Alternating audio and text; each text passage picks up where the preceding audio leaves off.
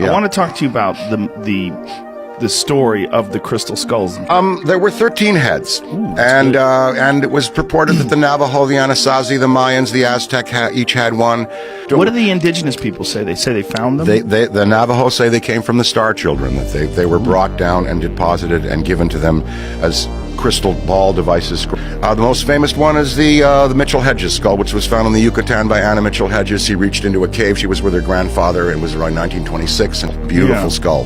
The Hewlett-Packard engineers did a test on it in the 60s. They said it could not have been carved by a lapidary, by tools. It had to have been polished over hundreds of years, over centuries, to get to the shape that it was. And the Hewlett-Packard engineers took that Mitchell Hedges skull and they said this cannot have not have been polished. It would have been cracked or destroyed. It could not have been built by tools. It would have been cracked or destroyed. It had to have been polished.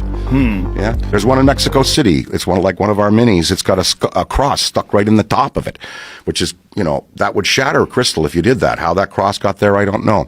The woman at the Smithsonian, she says they're all fakes, that they were carved by a German lapidary in the 1800s, and that he seeded them around the world. Well, wait a minute. I think one was found in Tibet. One was found in Ohio, we're hearing, at the Serpent Mounds. Wait a minute. He would have had an airship to go and deposit these wherever they might be around the world. If they're all fakes, how did they get to these different places around the world, and how were they found? They were found at different times in history around the world.